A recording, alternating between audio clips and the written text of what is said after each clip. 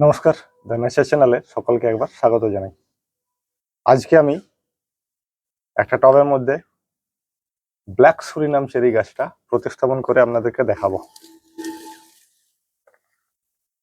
আমার কাছে প্রায় 2 বছর ধরে একটা রেড সুরিনাম চেরির গাছ আছে মাটিতে লাগানো, তাই এই গাছটা সম্পর্কে কিছুটা অভিজ্ঞতা আমি অর্জন করেছি।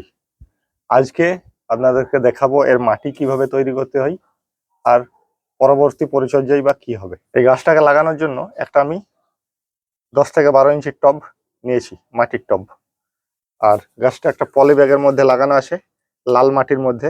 এখানে দেখুন ড্রেনেজ হোল দুটো রয়েছে টবে। এই ড্রেনেজ হোলগুলোকে বন্ধ করে দিয়েছি ঢেউ খেলানো খোলামকুচি দিয়ে। খোলামকুচির মুখটা এদিকে থাকবে।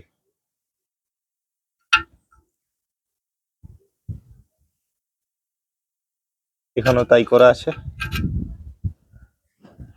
মাটি, কিছুটা পরিমাণ কোকোপিট, আর বাকিটা একটা জৈব সার।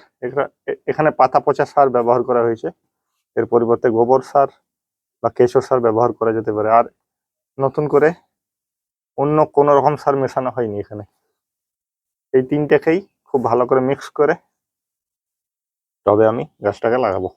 দেখুন, কোকোপিটটা এই কারণেই মেশানো, এখন শীতকাল চলেই এলো, মাটি বারবার শুকোবে। কোকোপিটে মাটিতে কিছুটা জল ধরে রাখতে পারে, আর বারবার জল দিতে হয় না, সেই কারণেই কোকোপিটটা দেওয়া। তার জায়গায় পাতা পচাও দেওয়া যেতে পারে, অথবা ধানের তুষও ব্যবহার করা যেতে পারে।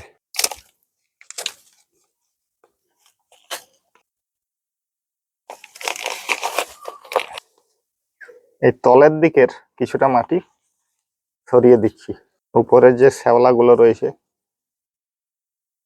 এটাও তুলে ফেলে দিচ্ছি। এবারে গাছটাকে লাগাবো।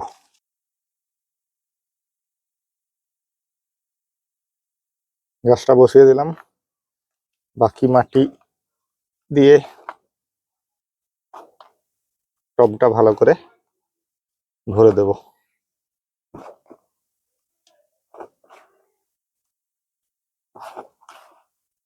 আগেই বললাম যে রেড সুরিনাম চেরির একটা গাছ আমার মাটিতে লাগানো আছে। 2 বছর বয়স হলো গাছটার। গত বছর সেখান থেকে ফল পেয়েছিলাম।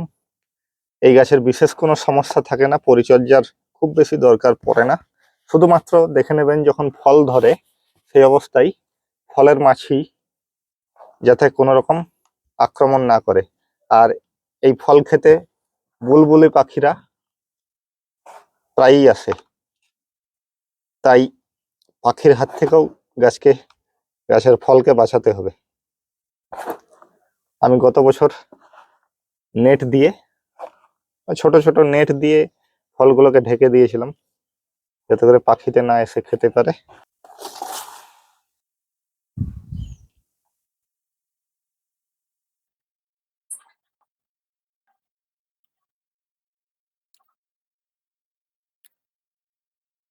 এবার জল ঢেলে দিচ্ছি।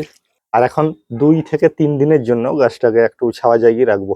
তো আজকে ব্ল্যাক সুরিনাম চেরি নিয়ে ভিডিও করলাম। পরের দিন দেখাবো আমার মাটিতে লাগানো রেড সুরিনাম চেরি থেকে গত বছর কেমন ফল পেয়েছিলাম এবং ফলগুলো খেতে ঠিক কেমন ছিল।